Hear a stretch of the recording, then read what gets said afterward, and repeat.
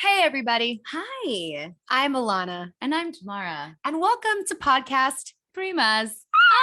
We do that again. Today, we're talking about, can we help who we are attracted to? Big ass question mark. Whew. Can we help it?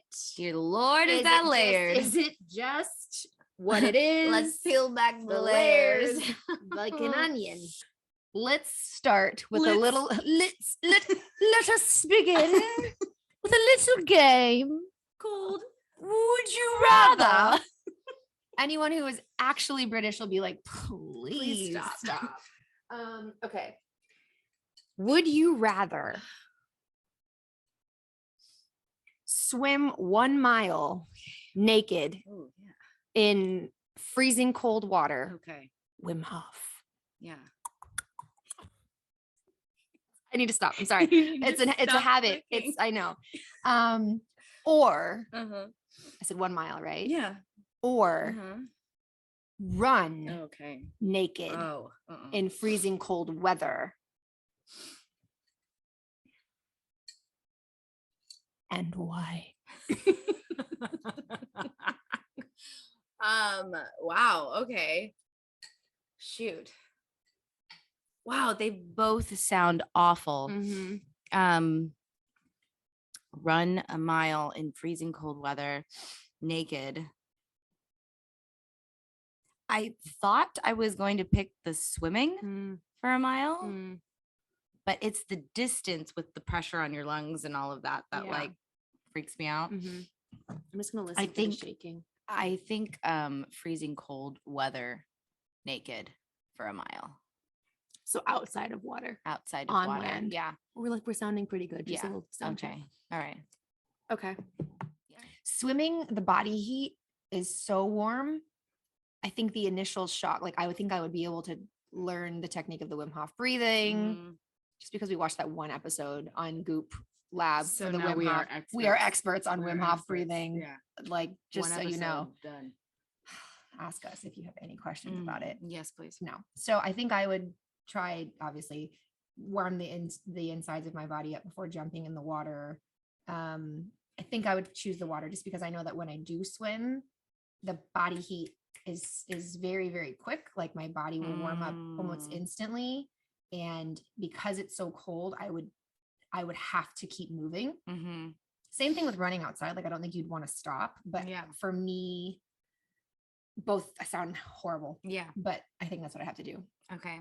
You have a lot more experience swimming in cold water being a surfer. I have a lot more experience in water, in cold water. I don't love cold water. I know, but you've done it. Yeah. But I've had a wetsuit on. Okay. Makes a really big difference. Yeah. Yes. Oh, yeah. You're not naked. No. Naked. All right. So today's topic. To the topic. Can we help who we are attracted to? Can you help? Do you feel like you can help who you are attracted to? Go. Lean in. Okay. There are different types of attraction. There's the neck breakers, which somebody walks by you and you go, what? Those guys are usually very different than the ones I actually end up dating. And Lord knows why. But this is what we're trying to figure out. So what she's saying is she hasn't been incredibly physically attracted to anyone that she's dated. Wow.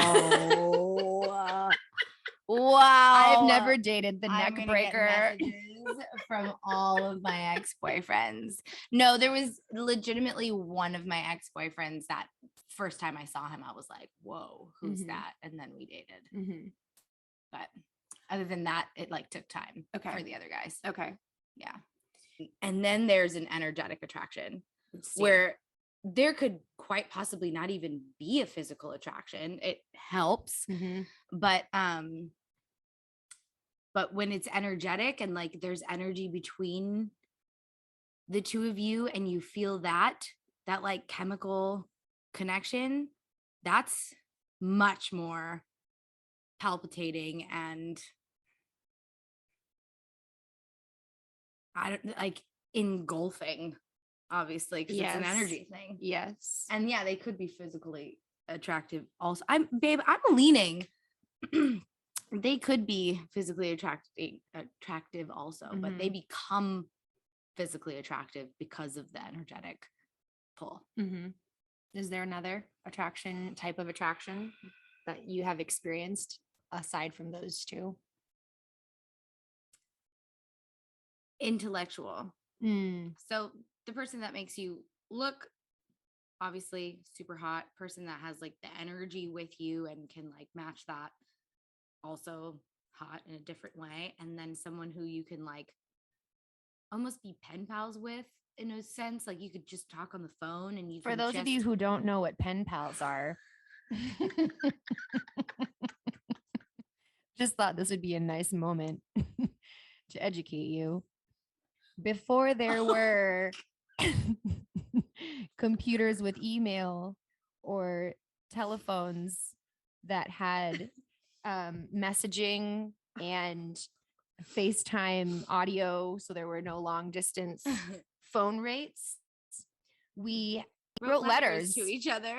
And we sent them on a regular basis. And if you had someone you did this with back and forth, they were called pen, as in pen to paper, pals, as in, hey, pal, just writing you another letter. Please continue. You still, when email became a thing, they called that pen pals too. I wasn't aware, but yes. Okay. Yes. I'm sorry. No, that's okay. I mean, that was the origin for sure. Pen pals, because you're writing to each other. But anyway, it just means that like, you don't need that physical attraction. You don't need that physically their energy. That you're just attracted to their mind and how they speak and how they express themselves and how they talk to you. Yeah. Those are, yep. Okay. Yeah. Okay. So I have a question for you. Of all of the attractions that you have had in the past, and from those attractions, the ones that have turned into relationships, not like a date here or there or a let's have a fun time for a couple of days or whatever, but an actual kind of long-term relationship. Were they all the same type of attraction initially, or were they all different attractions initially? And how did they turn out as relationships? Well, I'm single now, so that can tell you how they all turned out. Well, sometimes that doesn't mean, you can have healthy relationships that just don't work out too. It's true. Yeah, it's true. I've been in all kinds of different situations. As far as like really serious relationships go, I've had 3. And like sub serious relationships where like we got serious enough, but it never got to the point of like actually introducing them to my family or like that's like a pretty big step for me. Okay.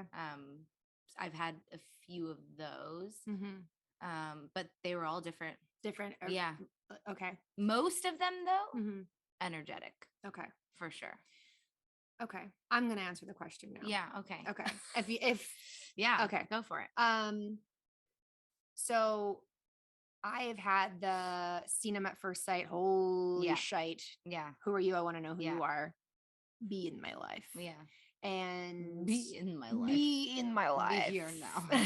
And then I've had the energetic and physical, like where it was just beyond just like you are making me turn my head because I think you look really nice. Right. And there's something about your energy that I am undeniably drawn to. Totally. And it's like, I need to know why. I'm very curious as to what that is. And then I've had the ones that I'm like, this is nice. And I don't know if it's going to be a friendship or if it's going to be something serious or what it is, but like, this feels nice. And let's explore that and see what it can turn into. Nothing more, nothing less. Right. Nice. For me personally, the ones that have been the really strong energetic attractions right away, like that, whoa, like something like it's almost like a bullet or yeah, exactly, something hitting you, were really toxic relationships for me. And it was normally my energy in my body, I think, seeing something in that other person where it registered my wound. We had similar energetic vibrations that we were vibrating at that, you know, attracted to each other. But for me, it was normally because they were a big lesson for me. They weren't healthy relationships. And it was based off of that firecracker beginning. So to me, based off of my experience, I don't know that that's a healthy way to start, although everyone is different and everyone has a different journey, and they find their partners for different reasons, and what works for one person doesn't work for another. So there's not one way or one answer. For me personally, I'm in a very healthy, happy relationship right now, but speaking from my past and from what I know now, if for some reason that were to ever happen again, it would be a red flag to me, because I've gotten to know myself so much and I've understood my wounds so much, and I understood why I was incredibly attracted to what I was attracted to and why it was not healthy. So when that type of attraction happened after I learned all those things about myself, instead of it being this exciting thing, I went, why? Why are you having that feeling? Because every time before, this is you being attracted to your trauma. This is you being attracted to a childhood wound that isn't healed. This is you, all of those things. So that type of attraction hasn't served me well in my life. And then you hear of couples who've been together for God knows how long, and they were like, we met each other on the first night and we knew, and it was perfect and it was magical, and you know, all the things 30 years later. Yeah. And So we're great. To each their own. Right.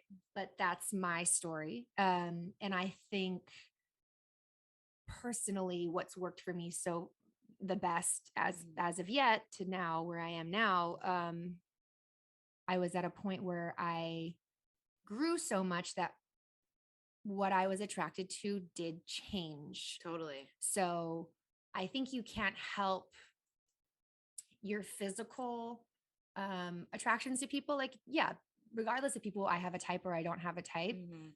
I see that. I'm open to, or I have been previously open to different types of people and different walks of life as I got older.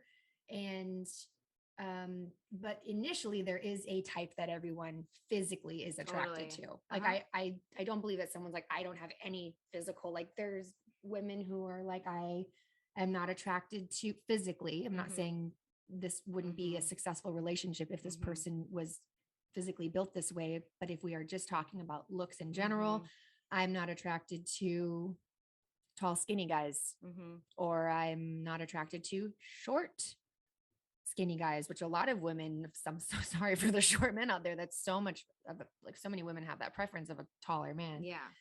So those are physical traits that even if they're an awesome person, can you get past that physical trait that you do have? It's totally, it's kind of a mental block. You know, can you get past that? Like I definitely have my thing, my physical features that I like. I feel like I just couldn't get past. So there is that. You know, are you saying he needs to be 6'3" and green eyes with look at you like like, I mean, maybe. But does he need to be that? No. Because if he's got a heart of gold and he's willing to treat however this goes, then that isn't as important when it comes to being in a relationship. So let's be more specific about this attraction. I'm not saying, can you help who you're attracted to as far as who you want to sleep with for a night? Okay. That's different. That's shallow. Totally. That's just a 1-night thing or a 2-night thing or a 3-week thing or whatever it may be. Can you help who you are attracted to when you're not really looking for something serious and you're like, let's just casually date, and I'm willing to kind of this year, let me date 8 different people and see what I like and see what I don't like and kind of just go with the flow. I'm specifically asking the question. Ooh. Our super fancy setup here is falling apart. I'm specifically asking the question, can you help who you are attracted to when looking for a relationship or getting involved in a relationship? And my answer with that is yes, I think you can.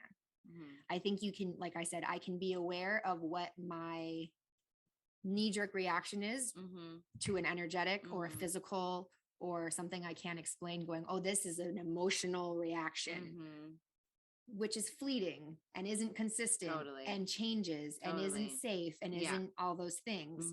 So when I was younger, I go like, oh my gosh, I need to figure out why. And then, this person also feels the same way about you. And then you have the whole like, oh, the fire has exploded and now we're together. And then 7 years later, you're like, well, that was a freaking mess, obviously, like, duh. Yeah.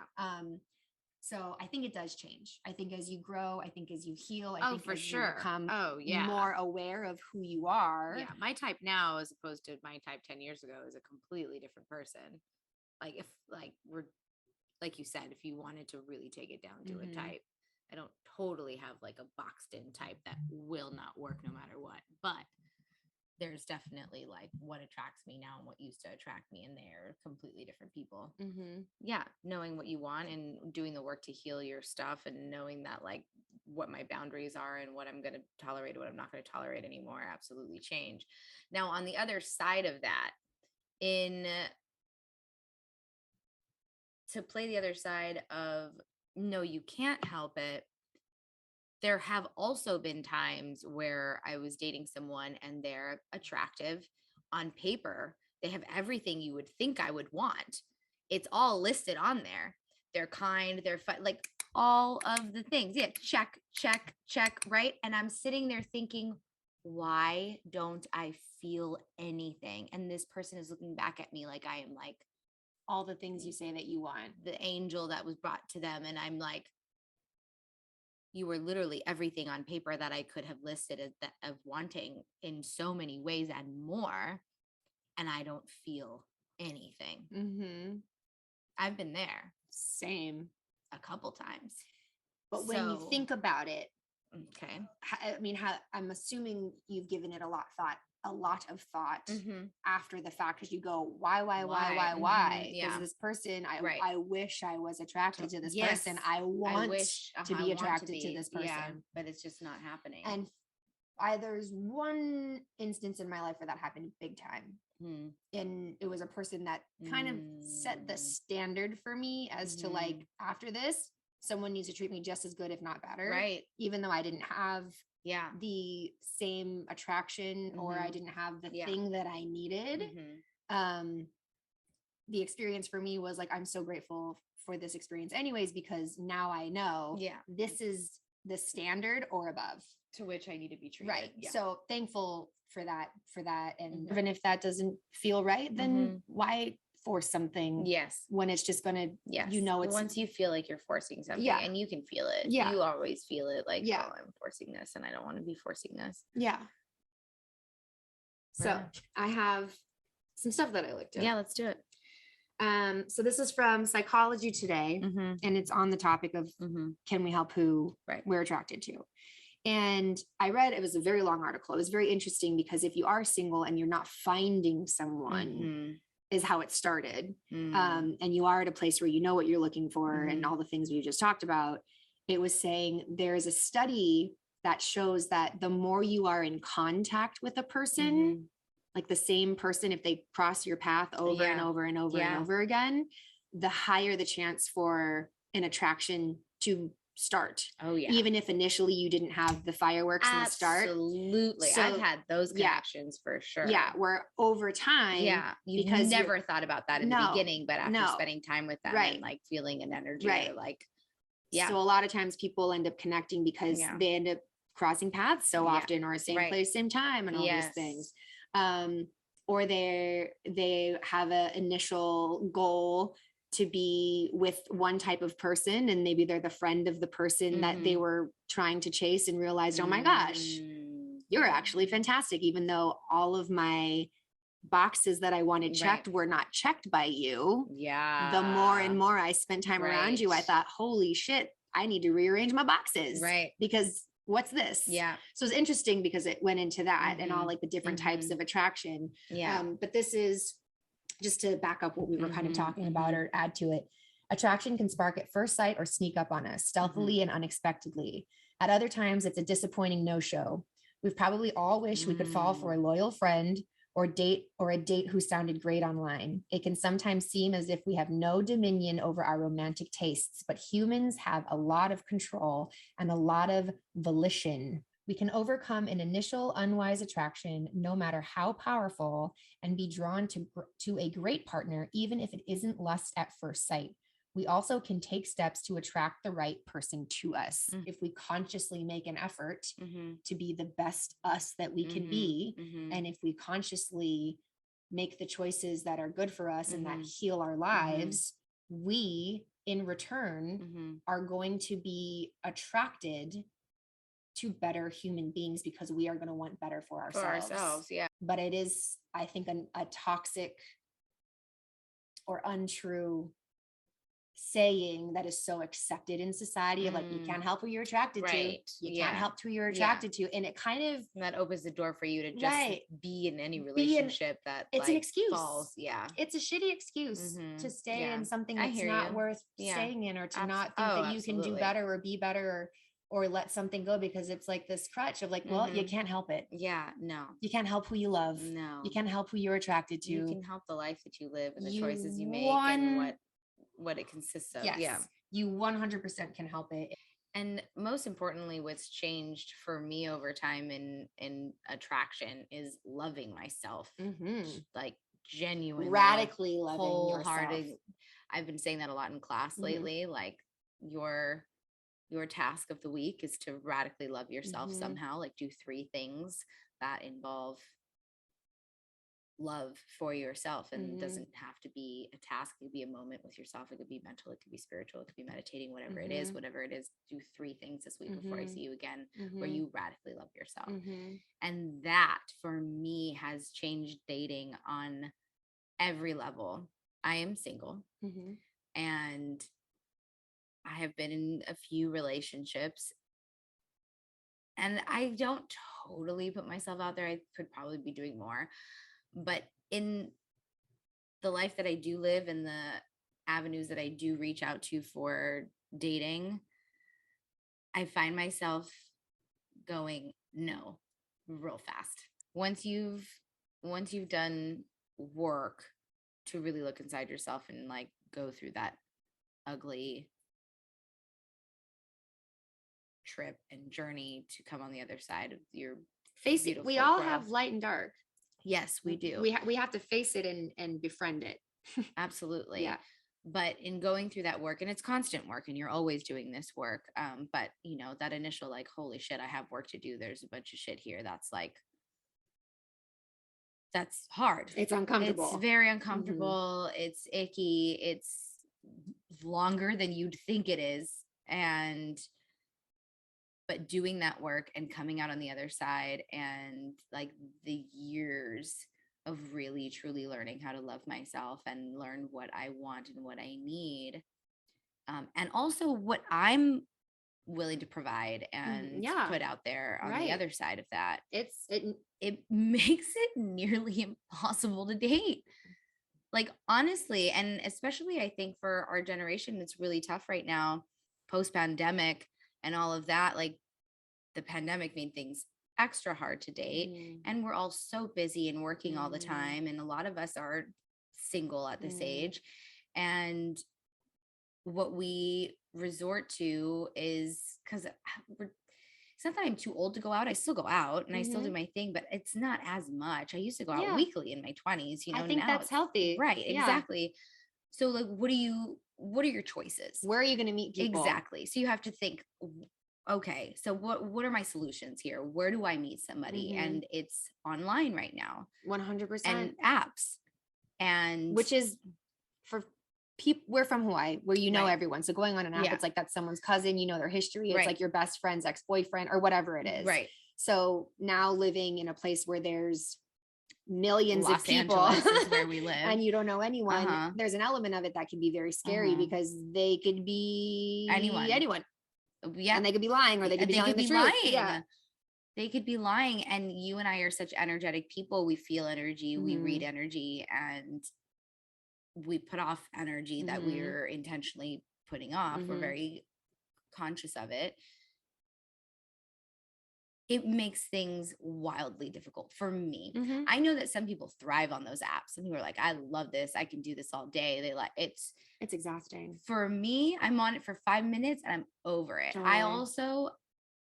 I go down the list of the guys who have liked me. And that's why I said in the last episode, I'm trying to be more open-minded, because I literally go, no. And I'm like, how awful for these human beings to be judged like that, I guess. You're but fishing. Like, for me, I'm not like, fishing. You're shopping. You're shopping. Human. And that it's online shopping for another the human romance being. And everything out of it. And I am such an energy person that like getting zero energy out of this and just looking this as like a catalog is basically what it is. It just takes all the magic out of falling in love and finding your person. And when that gets taken out for me, I don't even want it. I get it. And so I'm like forcing myself to do these apps because I want to date someone or just date, but good Lord, is it difficult? It's so unnatural for me. It's very unnatural. It's very unnatural. And I just need to say, you put the sing in single. Wow. I thank you for that. That's true. Yeah. Like I agree. Don't settle, because the thing that's beautiful is that you're in a place in your life, and you have been for a very long time, where being alone isn't scary. No. Being alone is beautiful. Being alone is wonderful. And if someone's going to come into it and be a part of your life and take some of your alone time away, they need to be elevating that time. Right. And so just to speak to what you were saying, because I was also single for quite a while. And for me, it was for many, many different reasons, but I did start going online and it was terrifying for me. And felt the same way that you did for a little while. Mind you, my stint was quite short. Yep. She found him right away, folks. But even in that short time, it was kind of fascinating to me. It's the interesting. Whole process. It becomes kind of a social experiment, and you become more aware of like, it's very interesting. The in between the lines. It was like an experiment of like, so because anyways. Which also takes the romance out. So you're like, but this is what I'm going to say. But when you do find the person that you're like, okay, they are actually going to meet up with me and not just text or talk and just be like, let's have this like talk about nothing, but just get someone in my inbox because it makes me feel good, because it gives me the hit of dopamine or whatever it is. Yes. Like someone who's actually like, let's get together and let me see your face and your like physical presence. It's there. It will be there. And if it isn't for a little bit longer, but I don't want to say that that's fine. I see the dating online part, that aspect of the online part. Yeah. The romance there. I don't know what romance is there. Yeah. But I'm not impatient about it. And that's the thing too, is like, I really do love being single and I love living by myself and I love doing my own thing. And you posted a question the other day, and I think we might talk about this in a little precursor, but like, what makes you feel uncomfortable to do by yourself and what do you love doing by yourself? And I think my answers to you were literally nothing. I can do anything by myself, and I have done everything by myself. And what do I love doing by myself? Everything. So I'm like, genuinely, and it's so nice to say that because I genuinely feel that way. And by the way, the answers to that were very interesting. I'm sure. But then it makes you question would I rather be and relationships in general, and the history of relationships and like the generations before us, and like, was it just two people tolerating each other for a period of time, saying that you're married and having a family and keeping face? And it's not that I don't believe it doesn't exist, because you've seen it. You've seen those couple, not in our family, unfortunately or unfortunately, I don't know. We've learned lessons we needed to for whatever reason we needed to. But I've never experienced a couple that have like stayed. Oh, well, I guess on my dad's side a little bit more. It happens. It happens, and you see it. But at what point is it tolerating a human being or really loving a human being? And how much of being in a loving relationship Mhm. is tolerating parts of a human Right, being. It goes hand yes. in hand. Like It does. there are things yeah. that you need to tolerate about the person that you Absolutely. love and are you're in a Yeah, it's relationship not a with. bad No, thing, but when like, it comes to which your one weighs 90% more? you're Yes. tolerating, Yes. and I'm staying in this What is- relationship because Mhm. we've just been here for too long. What is and your percentage? if I leave now, Absolutely. then I'm going to be alone, Mhm. and it's better to be miserable with someone than to be Right. miserable by myself. Like I will Right. not. There's Yeah. no way. Yeah. Hell no. Yeah. Hell to the no. That's right, girl. Mm. Yeah. So, I mean, dating is just hard. And at this age, it's hard because when I was younger, I didn't care. There's so much that I was like, yeah, cool. I'll deal with that. No big deal. I'll take on your shit. No big deal. Oh, you overlook I'll so pay- much. I'll pay for all your things. No big deal. Yes, I was that girl. Please, never again. And now that I've healed those parts of me, and I'm not saying all of me is healed. Healing is a lifelong definite process. things that I've Yeah. noticed. I actually had a moment the other day. I was like, whoa, what is this block? Because I'm like, I'm really not letting anybody in. But I never thought that I had that block. And like, I never consciously thought that I had the block of like not letting people in. I've always thought that I've been open to, if it happens, it happens. If I feel this energy and it enters my orbit, then like, I'm cool. I'm in. Let's try it. That's always been like my conscious stance. And I had this super big epiphany in the shower of all places. That's a good place. Where I literally out loud said, holy shit. And I stopped. And I was like, holy shit. Holy shit. I have a block. I have a block, and I'm not even allowing that step to get to that point to even let that happen. I didn't even know it. I didn't even see it, but I'm very conscious of it now because the last few male relationships that I have been ones that cannot turn into relationships. They've all been male fillers who I've felt safe with and have had a friendship with and kind of sexual here and there, but like that was it. So it was safe to just be like, it was a void being filled. They don't belong to me. I don't belong to them. This is freedom. We're adults. We can have whatever relationship. There's nothing scary about it because you can't get hurt in the end by it. But I've never been that person. So having that realization to myself was so strange because I've just never, I thought that was fine. And then I keep having these male relationships that like enter in where like they can only go so far. And it's comfortable because you can't get too close. Right. And you can't get too attached, and you can't build something so real Never that did I think I was that person. That if it doesn't work out, then you have to deal with the pain of it not working out. But that's so like, if I look at myself and if I ask myself that question, I'd be like, no, I don't feel that way. That's not something that way to be brutally honest with yourself. And the other day that happened to me, and I was like, what is this block? Why don't I let anybody in? And why isn't it just like, and then I was like, oh my God. I'm just so scared.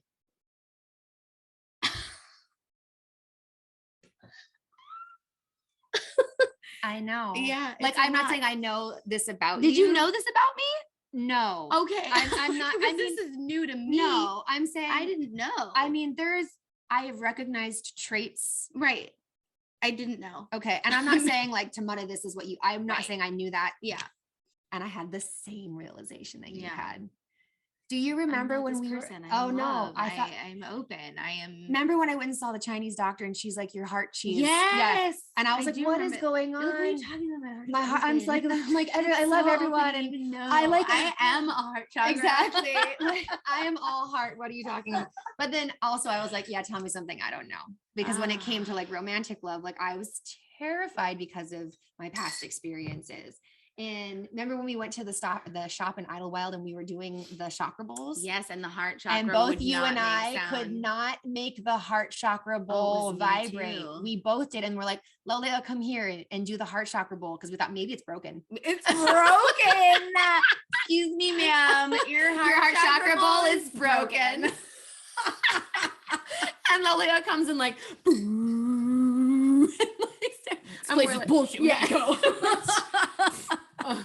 But do you remember this? Yeah. And both of us were like, okay. And I was like, Yeah. and I just, it made me ask a lot of questions. Yeah. Because at that point in my life, I realized I was the same thing. I kept saying I was open, and if it Right. happens, then I'm open to it, Right. and blah, blah, Yeah. blah, blah. And I had the same Yeah. realization. And until I said it out loud, I think it was like, I said it, I was on a phone call with an ex, actually, who we've become very good friends over the years. Yes. That's helpful. Yeah.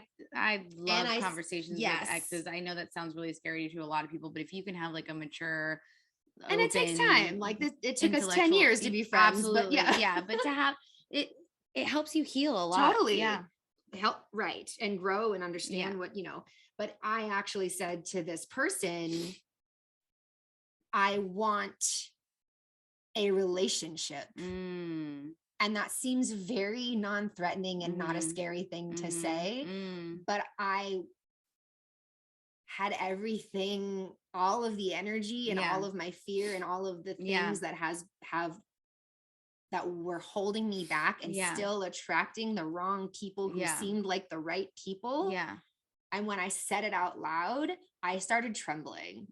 There was that much fear behind me declaring that this is what I want, because it meant that I had to open all up again. And I had to be willing to go there, and I had to be willing for it to work out or not work out, and just be like, here I go. Yeah. Fuck it. Yeah. Here I go. Yeah. So I'm happy for you. Thank you. And I'm not saying it's going to magically happen, but it's a huge fucking step toward the right direction. And I haven't had this conversation with you yet. And like, I talked to one other person about it because it was Cara, my best friend. It's her best friend. I love you, Cara. Y'all are like each other's exceptions, though. She's like, yeah, duh, you didn't know that? I was like, well, okay, thanks for telling me. Yeah. She's like, well, babe, We need to, But I think another part of that too is not just because, everyone has bad experiences with relationships, some worse than others. Some, you learn from it. You totally are held in pain from it. You have to heal from it. There's all sorts of different levels of relationships breaking up, healing, and that whole cycle. The relationship that I have worked the hardest on and really have worked super hard on is the one with myself. And it should be. And I love my relationship with myself.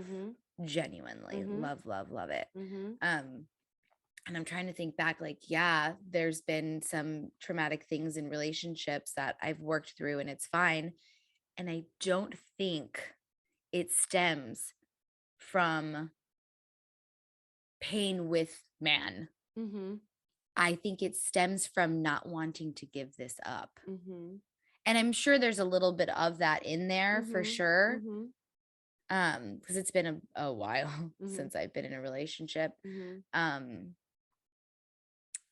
But, throughout our lives, we have to mourn pieces of ourselves that are no longer here. 100%.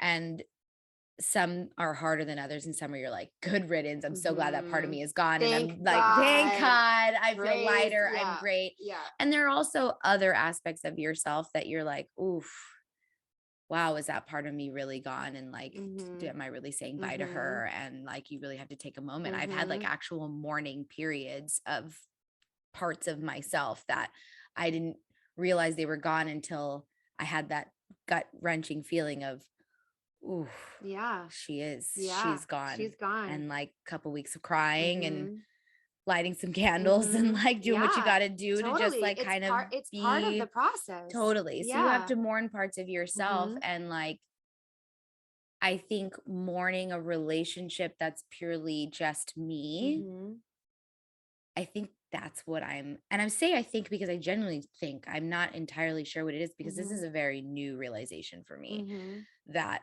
I think after asking myself questions, as much as there's trauma there that I have healed, but it could be surfacing. I'm scared of losing this with me. That terrifies me more than anything. Like the mat makes me want to cry. So it's like, because do I want a relationship? Yeah, I would love to have a partnership. I would love to have the lifelong, the fairy tale that we've been told since we were kids, especially millennials, that we've been told that this exists and you must have it. And I don't believe you must have it. And I don't believe And that it happens for everybody. No.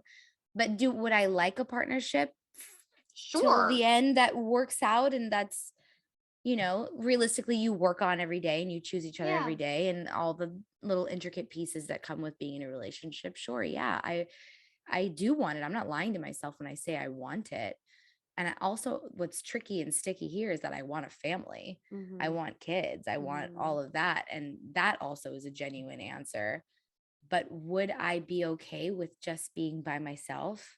Yeah. Which is healthy. Also. And like, this is such a special thing for me and I would really need to find someone who we could live not separately, but apart, but like in a healthy way of like, we both have a relationship with ourselves that we can nurture. That's why I need someone who has that too. 100%. I need a man who also loves himself and loves his relationship with himself. You can make it whatever you want to make it. There's no one way, two ways, 3 ways, 5 ways. What works for you and doesn't work for anyone else in the world, like whatever. So it's possible. But I think it's so interesting. So I'm like, there's a block there. There's a block. Why is there a block? What is this? Why do I only create these relationships with men that can't really go anywhere? And with these blocks, and like you said, how it's been yourself and it hasn't been a man that's made you look at yourself. Yes. Just to speak to that. Yes. Based off of who we are and our experiences, it's always ourselves. Even if it's the man, it's not the man. Right. It's ourselves. No matter how it comes into your life for you to face it, it's always you and yourself.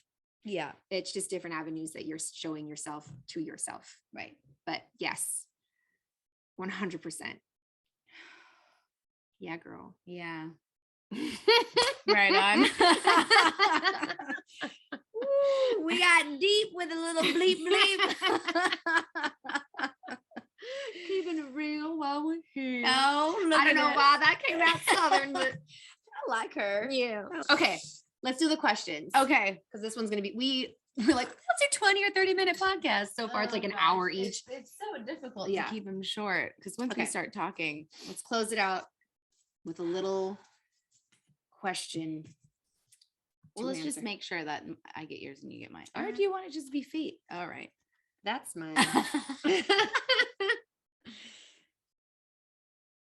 Oh, this is funny. Yeah. Lean in. Okay. So I'm getting used to this. She calls this a speaker, which is great. It's a microphone. It's a microphone. I have a mental block. All right. So speaking of mental block, this question says, is there a word you can't stand and why? And yeah, there is a word I can't stand. Cunt. It is the most unliked word by, I think, that is most people's answer. I can't stand it. And I know you lived in Australia, and in Australia, it's actually like a word of endearment. It can be. Makes my skin crawl. I also had an Australian friend who like would tell me I'm cunty, and I'd be like, oh, I'd die inside. But she was like, no, honey, it's because I love you and you're cute. And I'm like, that's also, I don't get it. They use it for everything. Yeah. Yeah. But yeah, it's a word. I think it's because in America, in our context, the missionary position. You're welcome. The missionary position, actually. It's there. Let's mix it up. Yeah, absolutely mix it up. Another conversation. I don't mind it. Yeah. Girls' night out. Girls' night Girls' out. night in. Coming soon. Yes, coming soon to you. But I think it's such an ugly word here and used to describe. It's such a derogatory word towards women. And I just like, I'm not even okay with a man calling me a bitch. Even if they're like, oh, bitch, you da da da da. Mhm. I'm like, no, that's for us. Mm-hmm. Only women can use that. In Mhm. my mind, that's how I feel. Mm-hmm. Only women can use the word bitch because I call my friends that. I'm like, bitch, da da da. Mhm. And that's cool. But if a man did that to me, I'm sorry. There is that double standard in my mind. And no, I'm not sorry because I'm saying it and I'm owning I it. feel the same way. If you a know. girl uses it in a, depends on how she uses Right. it. But normally we say it to each other to lift each other up. Exactly. It's not to bring each other Absolutely. down. But yeah, if Absolutely. a male, unless he was a very, it depends. But like, not, I'm like, I could never, like, that's a hard pass for me. I like, have for a gay man friends to that use say that word to me, and I'm okay with it. Okay. I hear you Mhm. and also agree. Okay, that's what I meant by men. Got it. Not, yeah. Yes. Mhm. No. Okay. Yeah. Yes. I feel safe in that Mhm. sense. Mhm. Yeah. No, but I can't with like Yeah. normal Yeah. cis men. I can't. Yeah. Yeah. But the C word, and I usually say see you next Tuesday. Mhm. It's usually used like in the most Mhm. ugly, Mhm. horrible, hateful way. Mhm. So I cannot with Mhm. that word Mhm. at all. And when women say it, it's horrible. But when men say it to women, for me, it is like, Yeah. it is just hate. Yeah. It's just nothing but hate. Yeah. It loaded into that word. So Yeah. that's why I can't stand Yeah. it. And that's my answer. I'm sticking to it. I'm sticking to it. All right. Dog person or cat person? Why? This is easy. Dog person. We both are. Dog person. But explain it. If I'm a dog person or a Yeah. cat person, Yeah. I do like cats. I like Yeah. most animals. I'm not Yeah. going to say all animals, Yeah. but Yeah, I like, I'd say Yeah. some 90 something percent of animals. Yeah, I'd say I have a very respect for. Yes, she does. She loves all like living things. Yes. Dogs are just like pure love. Pure. If there was just ever an animal that represented the physical form of love, to me, it is a dog. Yeah. Mind you, I have met some devil dogs, and that's very rare, but Yeah. and I'm like, I don't like you, dog. But majority of dogs. Yeah. It's the little ones. Why are the little ones so yappy and angry? And I felt like it was, but like the ones that just come out like small, like, I'm not even looking at you. Like, seriously, like, calm down. Like, you're not that important. Like, go along. Relax. Like, relax. Like, it's anyway, the big floofy doggies. It's no, dog person. They love, they cuddle, they make my heart warm and fuzzy, and I love dogs. I love dogs so much. Unconditionally, like truly unconditionally. Which is not fair to them. It's not fair because to they them. should love. Everyone should love conditionally. Well, yes, that could be another topic. Yes, but no. Yeah, okay, another topic. Yeah. But yes, all right, dogs. Yes and no. Thanks for listening to us laugh and talk. That's a good subject for it is. We'll do write that one it next down. time.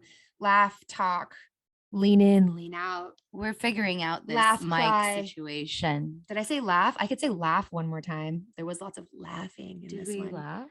We laughed. Okay. Also, because I always forget to say this at the end because we've only recorded twice, so always was a really appropriate word to use.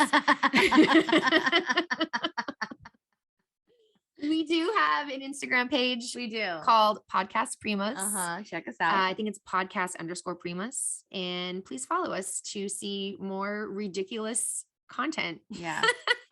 A lot of the behind the scenes clips will be added and who to we our are. Instagram. And we've been, all the things. So thanks for listening.